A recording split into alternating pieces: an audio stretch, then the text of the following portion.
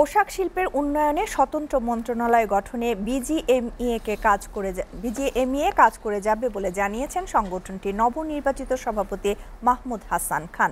সোমবার রাজধানীর উত্তরায় বিজিএমইএ ভবনে নবনির্বাচিত বোর্ডের অভিষেক অনুষ্ঠানে এ কথা বলেন তিনি। ক্ষুদ্র ও মাঝারি শিল্পে বিশেষ সুবিধা দেওয়ার পাশাপাশি দেশের পোশাক শিল্পের ঝুঁকি মোকাবেলা এবং আন্তর্জাতিক অঙ্গনে দেশের পোশাক শিল্পকে বিশেষ অবস্থানে নেয়ার প্রত্যয় ব্যক্ত করেন তিনি। এইচএম মেহেদী হাসানের প্রতিবেদন।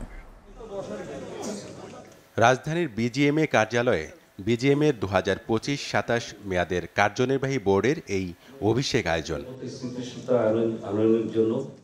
35 সদস্যের নির্বাহী বোর্ডের নবনির্বাচিত সভাপতি মাহমুদ হাসান খানের কাছে দায়িত্ব হস্তান্তর করেন প্রশাসক আনোয়ার হোসেন। নতুন বোর্ডের সদস্যদের শুভকামনা জানান সাবেকরা। সবাই মিলিত হয়ে বিজিএমইএকে আরও শক্তিশালী করার কথা জানান তারা। এই বোর্ড আমার মনে হয় যে অনেক কিছু বিজিএমইএর অ্যাক্টিভিটিসগুলো এখানে সুন্দরভাবে করার জন্য দিস বিজিএমইএ ইজ রেডি। আমরা আপনাদের পাশে আছি, যে কোনো সময় যে কোনো মুহূর্তে যা কিছু আমাদের প্রয়োজন হবে আমাদের কাছে বললে আমরা আপনাদের পাশে থাকবো। নবনির্বাচিত সভাপতি মাহমুদ হাসান খান বলেন, ইরান ইসরায়েল যুদ্ধ পোশাক খাতে সংকট সৃষ্টি করবে। তেলের দাম বৃদ্ধি পেলে সেটা একটা রিকারিং এফেক্ট সবার উপর পড়বে এবং পোশাক শিল্প এর থেকে বাদ যাবে না। এই অবস্থায় প্রতিযোগিতার সক্ষমতা ধরে রাখার জন্য আমাদেরকে অনেকগুলো কাজ করতে হবে।